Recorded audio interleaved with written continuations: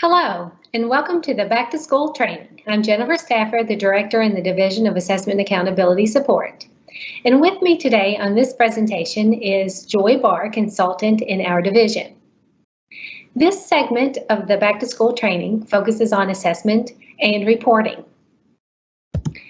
We'll look at an overview and reporting for the past school year, 2020-2021, and then assessments for the coming year, the 2021-2022 school year. So let's begin with an overview and reporting for the 2020-2021 school year. I want to first start out by saying what an extraordinary effort our schools and districts gave to state testing.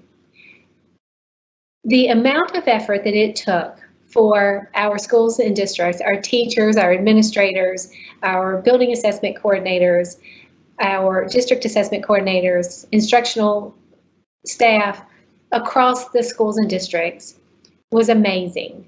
The fact that we've got so many of our students tested, both students that were in-person instruction full-time or in a hybrid situation, or even students who were completely remote. The efforts that were made have not gone unnoticed. So during the 2021 school year, there were flexibilities offered and adjustments made. Across all of our assessment programs, there were adjustments to the windows, whether it was access testing or alternate assessment testing or K-Prep, kindergarten screener, end of course, and ACT testing. There were many adjustments made to the testing windows to provide the most flexibility in order to have our students have the opportunity to have the tests. The extraordinary efforts across the districts included 7 total ACT administrations. There were many districts who offered all 7 administrations of the ACT. 3 administrations were offered in the fall and 4 were offered in the spring. Now, the reason that we offered the ACT in the fall of 2020 was because that not all of our juniors in the spring of 20 had the opportunity to take the ACT assessment. If you recall back in 2020, that the state ACT initial test date was March 10th. That Friday, March 13th, was when all of our schools and districts either closed to in-person or decided to close the next week. So not all of the students were able to take the initial test date on that March 10th, 2020. Because of the closure of in-person, we canceled the makeup test window and the accommodations test window. So in order to provide the juniors in the spring of 2020 that didn't get the opportunity to take the assessments, we offered those administrations for the ACT in the fall of 2020. Those students had the opportunity over those 3 administrations to take the statewide assessment and hopefully use those scores for admissions into colleges or post-secondary institutions, or possibly even for scholarship opportunities. This past spring, in the spring of 2021, we offered 4 administrations of the ACT in order to provide a variety of opportunities for our students. This allowed for social distancing and bringing in students in a more limited capacity and spread out over multiple windows. So we really appreciate the efforts that the staff made to give our students the opportunity for those tests. Now, in the spring of 2021 for our K-Prep assessment, it was the first time we'd gone statewide for an online operational assessment, and it was really, really successful.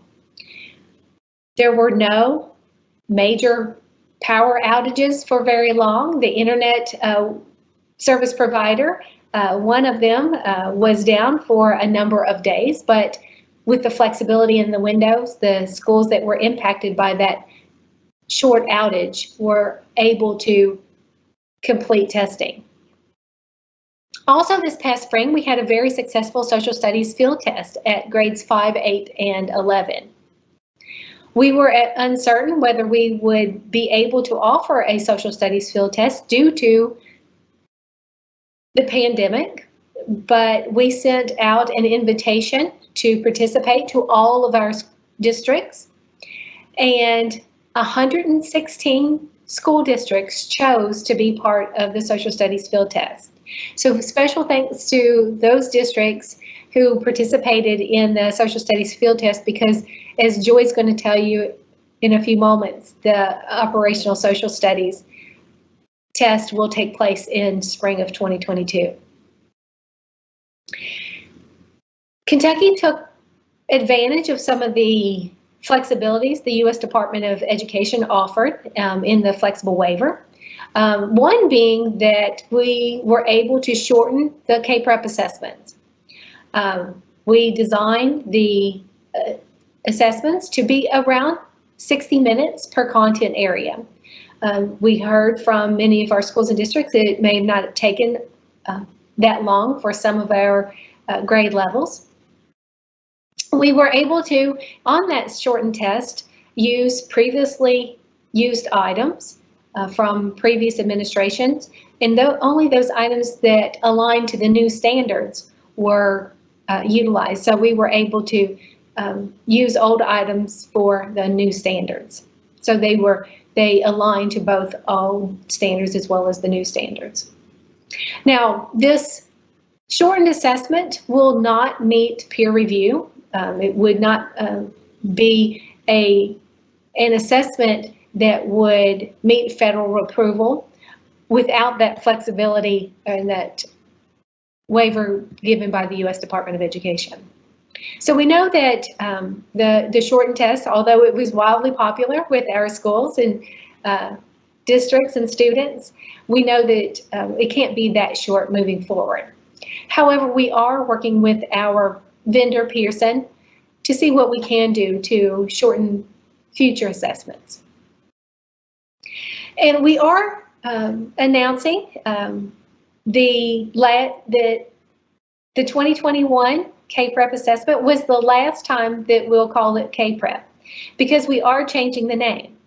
Now, the reason for the name change is because we have transitioned now to all new standards. Those standards that have been in place, that teachers have been teaching on in reading and math for the past year.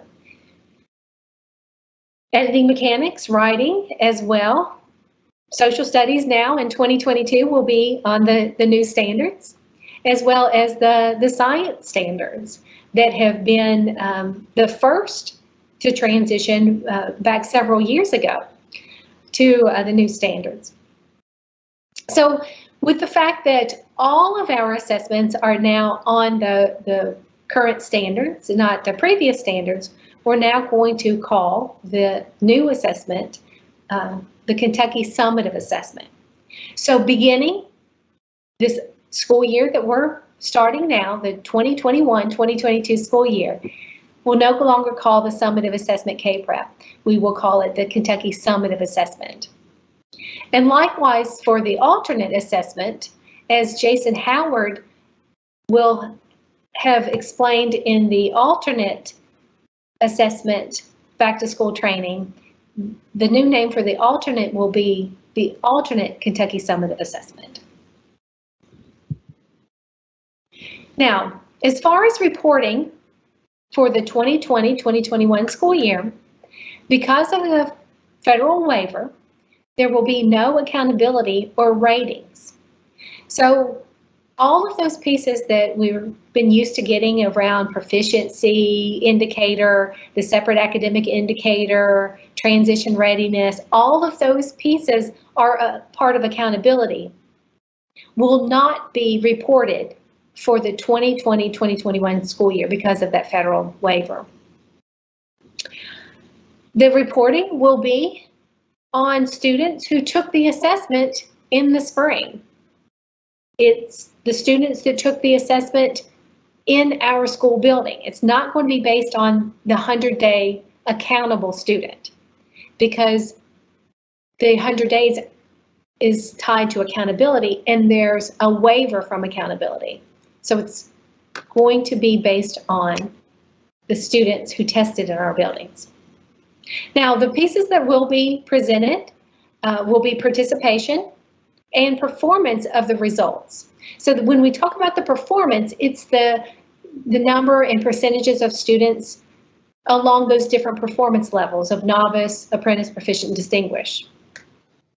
The participation includes those students who did and did not test in the spring of 21. Other pieces of reporting will include graduation rate, both the 4 and 5 year, because our students did graduate in the 2021 school year. New this year for reporting will be the quality of school climate and safety survey. There will be pieces made public on both the safety and those new questions about opportunity to learn. Those are perception data that will provide some indication of students and their perspective on the 2020-2021 school year. Now, it's going to be very important for our schools and districts to put in context for the public and our stakeholders the context of performance. So, for example, you'll want to begin to think about the instructional setting that took place last year. And as you're talking through the results of last year, you want to talk about what was happening and refresh in people's minds the situation last spring. Also, you want to talk about the percentage of students testing, because it's going to make a difference on who was tested, who didn't test, and the performance of the students. Now, some possible impacts on student performance would be the learning disruptions. So the schools and districts last year were closed, had intermittent closures for periods of time during the 2021 school year. Also, impact to the performance could be access to technology. If our students had Chromebooks, or if they had high-speed internet or not. That could all impact our student performance. Also, access to those learning supports, whether they had contacts with teachers on a daily basis or a weekly basis, or if they were offered such things as after-school tutoring or those response to interventions, if they had access to those. Other impacts on student performance was the shortened test that took less time for the students to take. Also, the participation of the students who did and didn't take the assessment. We know that the U.S. Department of Education gave us a waiver from the 95% participation. So we're not going to be able to compare to previous years when we did have that good participation rate.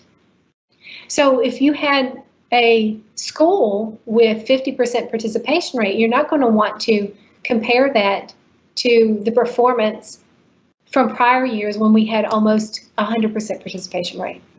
So that decreased participation could have impact on student performance. Also, uneven participation will have impact or could have impact on student performance.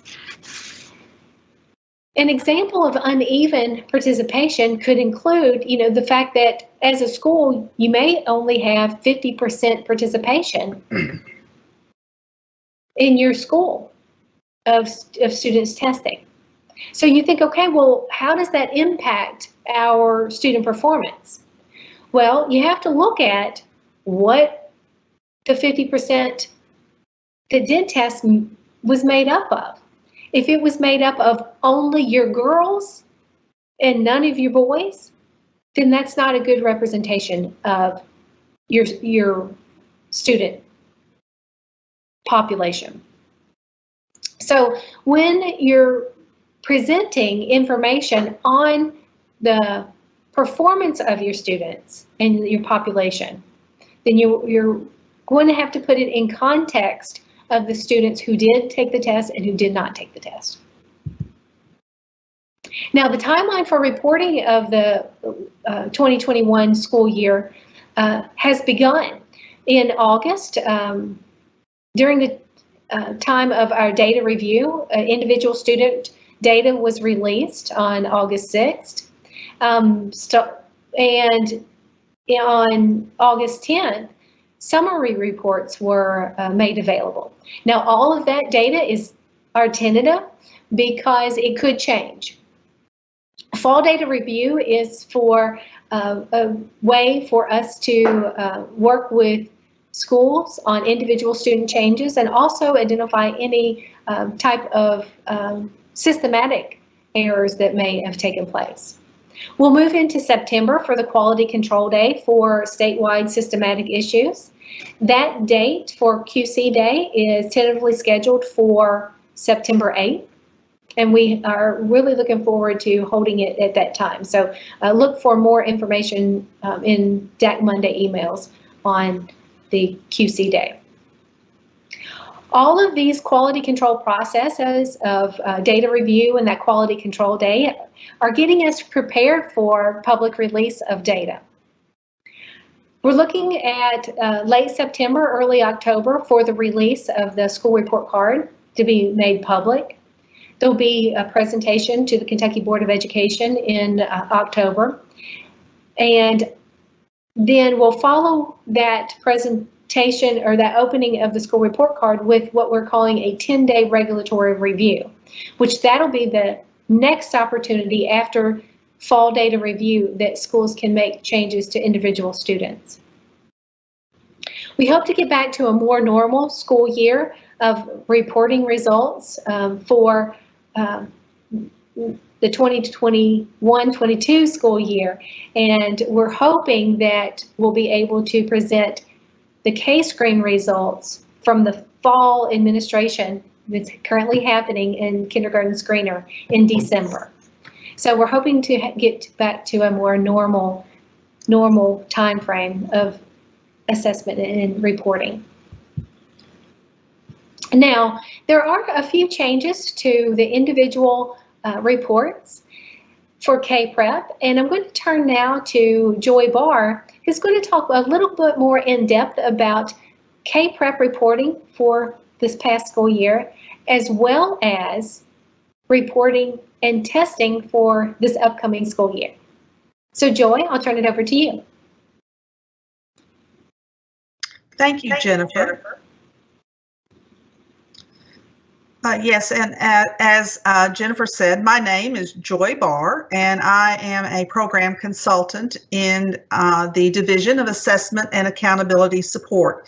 And let's continue our thinking around reporting for 2021, particularly around the K-Prep assessment.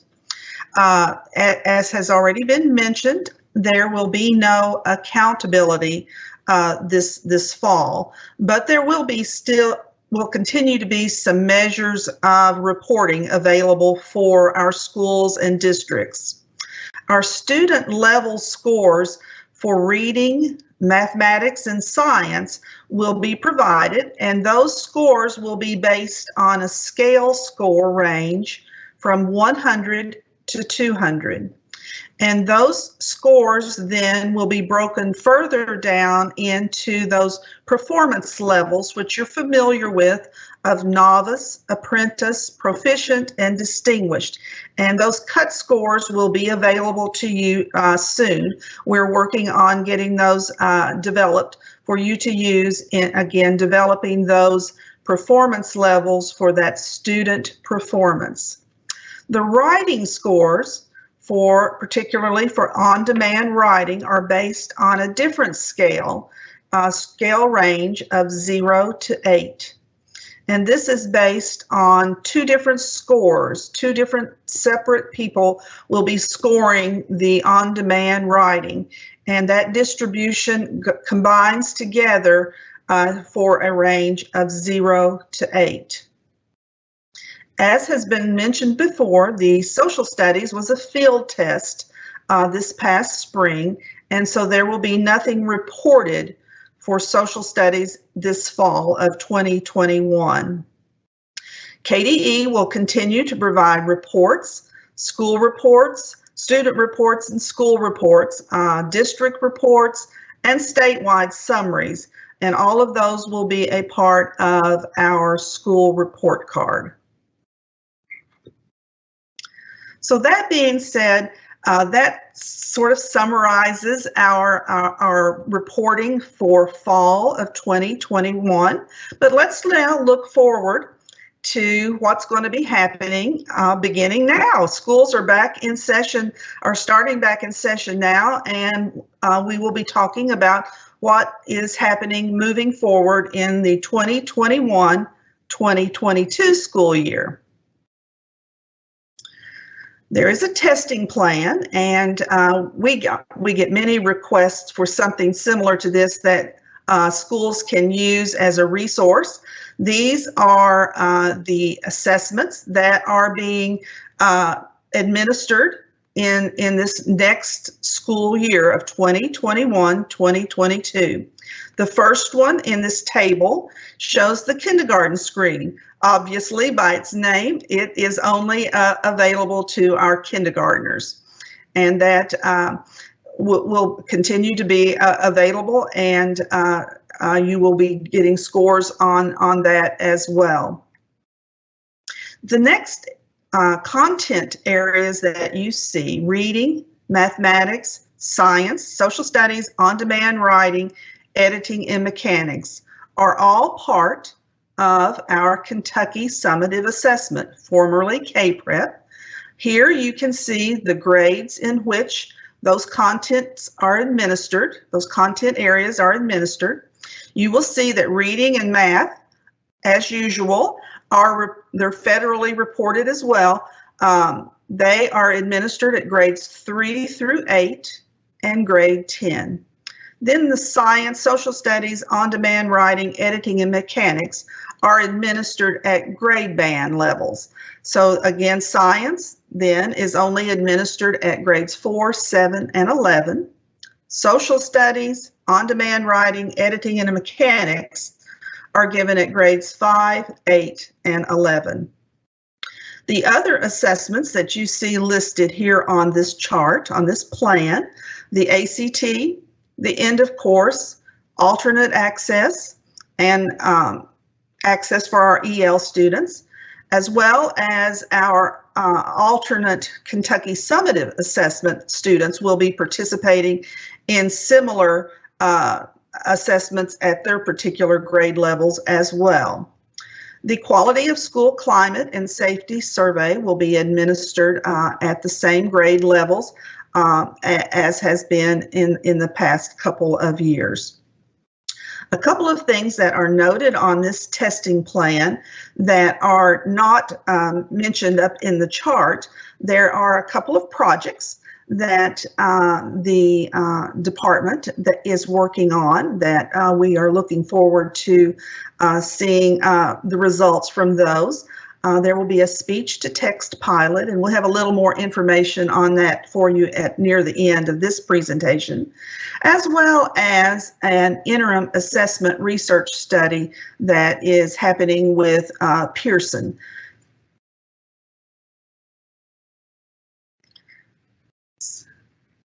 So our next slide here is basically the same thing that you saw on the chart previously.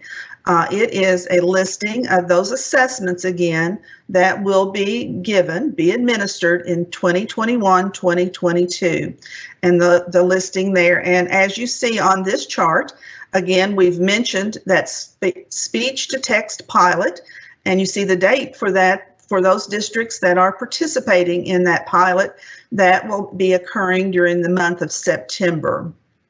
And the interim assessment research study, again, is a project that we are working with Pearson on looking at different types of assessments moving forward.